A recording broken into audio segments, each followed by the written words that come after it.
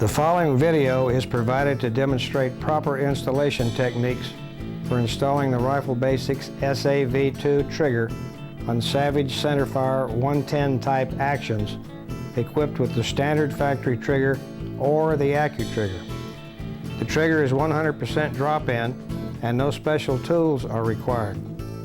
By following the steps which are presented in the proper sequence, a successful installation may be achieved by anyone with average mechanical skills.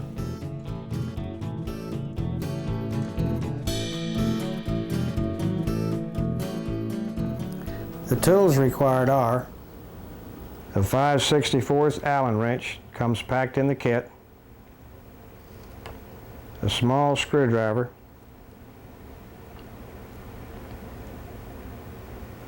Loctite and/or red fingernail polish, a small tube of light grease, spring gauges if you have them. This is a Chatillon 0 to 12 ounce and 1/4 ounce increments. This is a standard OHOS 0 to 4.5 pounds. Not necessary, but convenient if you have them.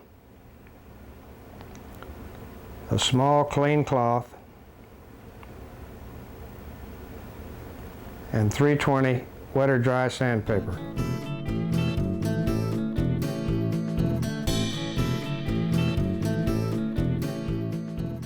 Here we have a standard rifle trigger installed on a Savage Striker. Notice the sear pin is installed from the spring side. When we reinstall it, we'll install it from the opposite side. Makes the spring much easier to put in. We've got this trigger installed on a Striker. Makes it much easier for Karen to handle. It's smaller and lighter.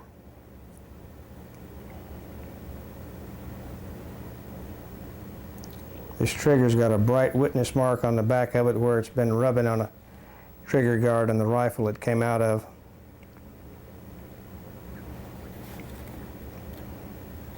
Here she tests the factory trigger pull weight.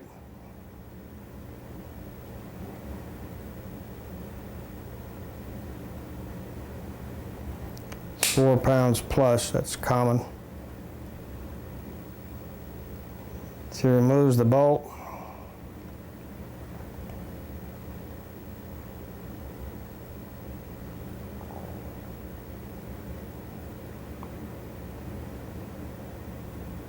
She unscrews and removes the factory weight of pull adjustment screw.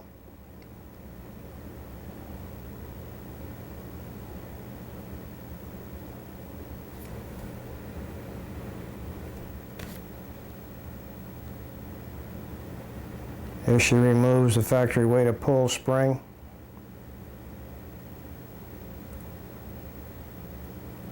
Going to protect the pivot pin E-clip with her thumb.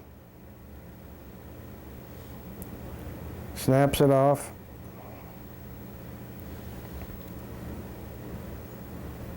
Pushes out the trigger pivot pin.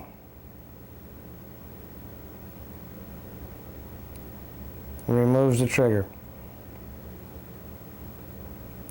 While the trigger is out, the safety is accessible. She's going to unscrew the safety friction screw at 1 or 2 turns. Makes the safety much easier to remove.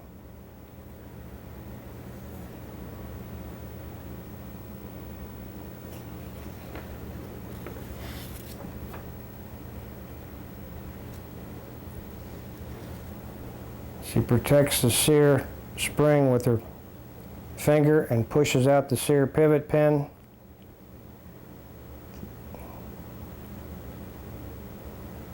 Pulls the sear pivot pin out. She has the spring so it didn't get lost.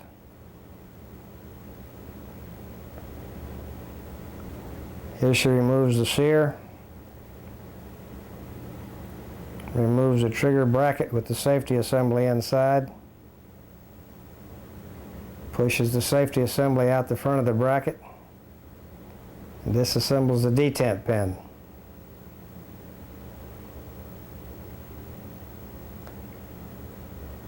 If your rifle has a friction clip like this, just discard it. It will not be reused. Here's a before and after shot of the standard Savage sear. You see the shot on the left shows the sharp edge on the part that contacts the trigger, and the sear on the right has the edge removed and smoothed. These are the parts to be reused in the application. That's the sear pivot pin, that's the sear itself with the edge removed. That's the detent pin, the safety assembly, and the 90-degree sear reset spring. Parts contained in an SAV-2 kit: housing or the trigger bracket, trigger or the finger lever, intermediate lever assembly, the new pivot pins with their E-clips, red color-coded weighted pull spring, white color-coded weighted pull spring, silver preload spring, the short 832 by 3/8 safety and over travel screws for the standard trigger, 832 by 3/8 preload adjustment screw, the long 832 by 1/2 inch safety and over travel screws for the AccuTrigger, 5/64 Allen wrench, 150-degree sear spring to replace the old spring with bushing, 832 by 3/16 weighted pull adjustment screw. Older rifles used a 3-piece sear which required a reset spring with bushing. This is the reset spring and bushing, which is much too difficult to reinstall. Rifle Basix supplies a 150-degree reset spring shown here in our kit, which replaces the old spring and bushing.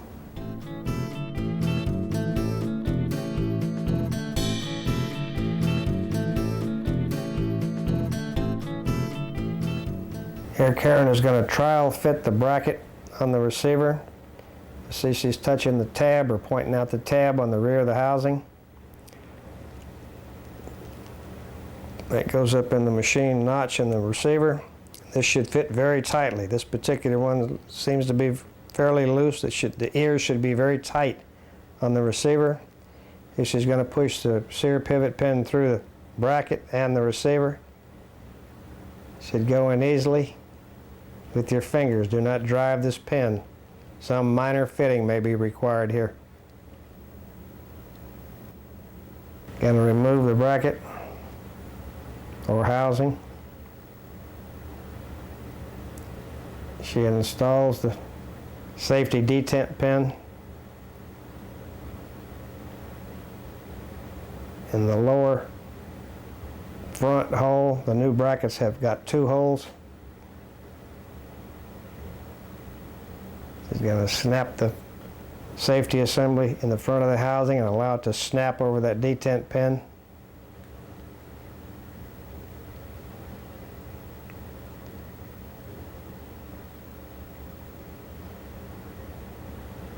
Now she reinstalls the bracket on the receiver. We've already confirmed it will fit in the previous step.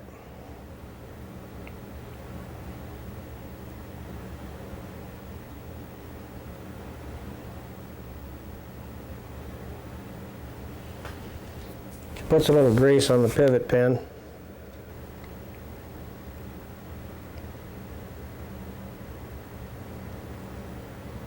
She installs the sear over the bracket, over the receiver. Pushes the pivot pin through the bracket, the receiver, and the sear without the reset spring. She's going to confirm this sear can rotate freely. Here you'll see by rotating the barreled action on its axis, gravity will actually allow it to pivot freely. Here she's going to position the barreled action so that the sear reset spring may be installed easily with your fingers. One leg of the reset spring goes in the machine groove on the receiver, right there. The other leg goes up behind the sear. That spring is very close to final position. Here Karen shows you that a rifle barreled action can be positioned that same way to install the sear spring easily. Notice that the muzzle is protected by a soft cloth. Here she's showing you how the sear spring is positioned. Karen pulls back the sear pivot pin just enough to allow the sear reset spring to be installed.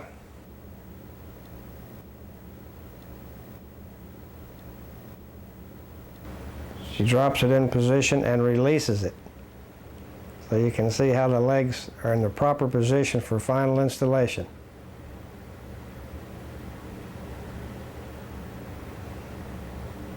She puts the tip of her forefinger on the head of the pivot pin, takes her other finger and compresses the spring into place by compressing both legs at once, and she pushes the sear pin through the center of the coil of the spring. Now she checks to see the spring is resetting the sear like it was designed to do. Here she's going to readjust the safety friction adjustment screw. You want to get this tight but not too tight. She's turning it clockwise to get a nice drag on that safety. You want to take all the vertical movement out of this safety completely. This safety should drag, be a little difficult to move. A proper adjustment should make it difficult to move. Put a little grease on your finger and get some grease on that sear surface of the intermediate lever.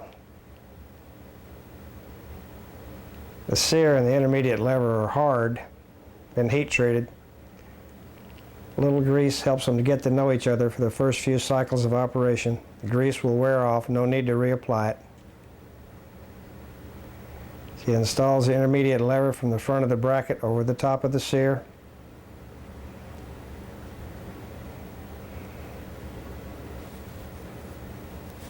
Uses one of the new pivot pins to push it through the bracket, through the intermediate lever.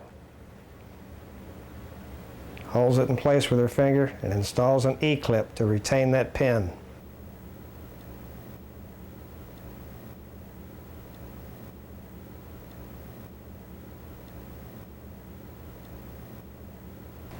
Here she protects it with her thumb so it won't get lost, and she pushes the screwdriver into it and make it snap on the pin.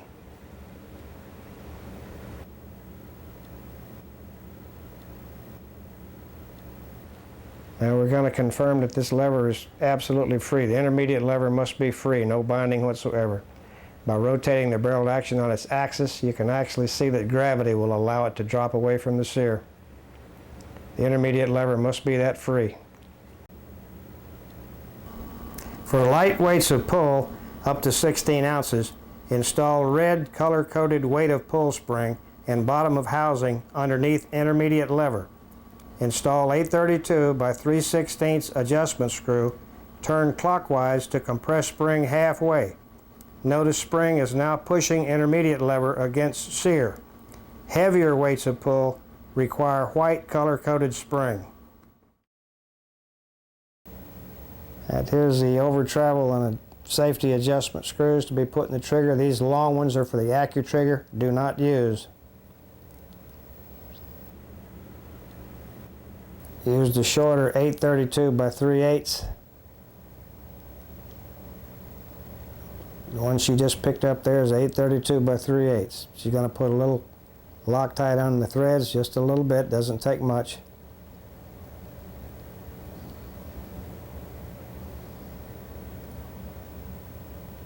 She's going to install the safety adjustment screw in the rear of the trigger or the finger lever. He's installing it, just rough adjustment. She's going to do a second one for the over travel adjustment with just a little Loctite on it.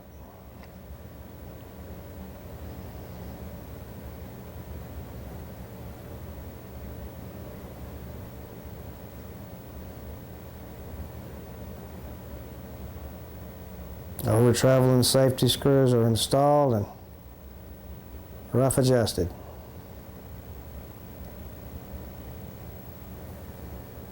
Here she's going to install the finger lever or the trigger. She's putting a little light grease on her fingertip. She's going to put a little of it on the nose of the trigger.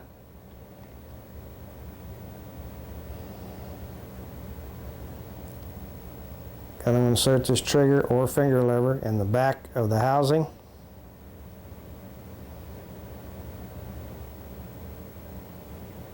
You'll be able to see the 3 optional holes here. She's going to take one of the pivot pins, the last remaining pivot pin, and put it in the center hole. And hold it in place with her finger. Hasn't put the E-clip on yet. Here she's going to install the preload spring in the back of the trigger. And another 832 by 3/8 screw to compress that preload spring slightly. This preloads the trigger and maintains contact between the trigger and the intermediate lever inside the housing. You can see there that the preload spring has control of that finger lever. Safety adjustment screw, over travel adjustment screw, weight of pull adjustment screw, sear adjustment screw with its jam nut. Since you got the bolt out, let's give it a little care and feeding before we put it back in the receiver. Here she rotates the gas protection lugs at 90 degrees away from the locking lugs. Puts a little grease on the tip of her finger.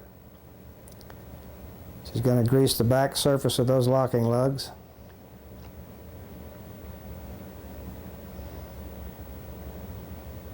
Rotate the gas protection lugs back in place.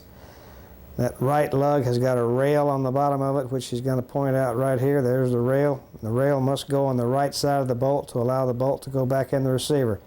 Again, this is a left-handed bolt in the striker, so the rail would be opposite the bolt handle.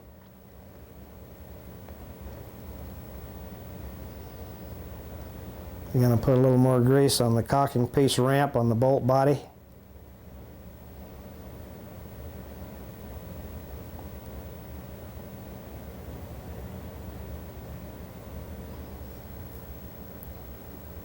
Reinstall the bolt and receiver.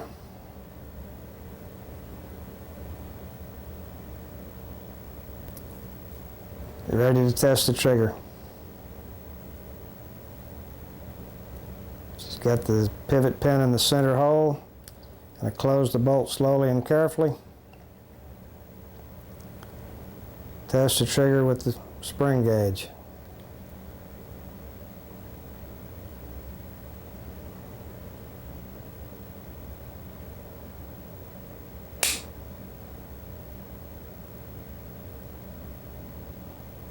She's moved that trigger pivot pin to the forward position to get a little more mechanical advantage.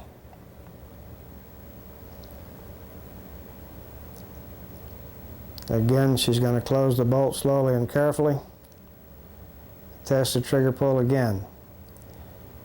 This is a Chatelaine 0 to 12 ounce trigger pull gauge with 1/4 ounce calibrated in 1/4 ounce increments.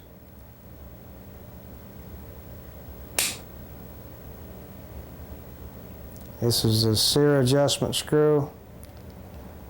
Turning the screw clockwise reduces sear engagement. Counterclockwise increases sear engagement.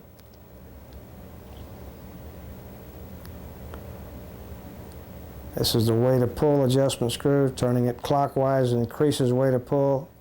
Turning it counterclockwise decreases weight of pull.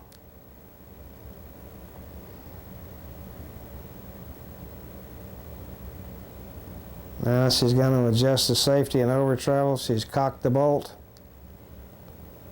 cocked the action, and going to move the safety to the safe position.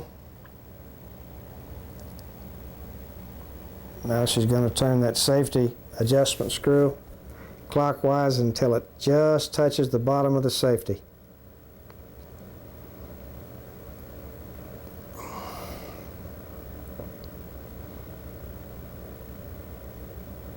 Now she's going to check it to make sure the action is safe. It is. She's going to push the safety to the fire position. Confirm the action will fire. And when it's in the fired condition, that's the time to adjust the over travel. She's going to turn the over travel screw clockwise until it too also just touches the bottom of the safety. which will remove all of the over travel.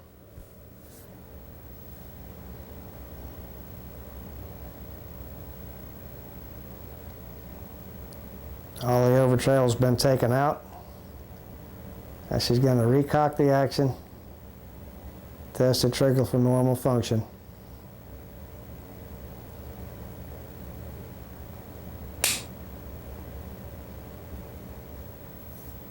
Here she's going to mark the adjustment screws with red nail polish to show that the adjustments are final.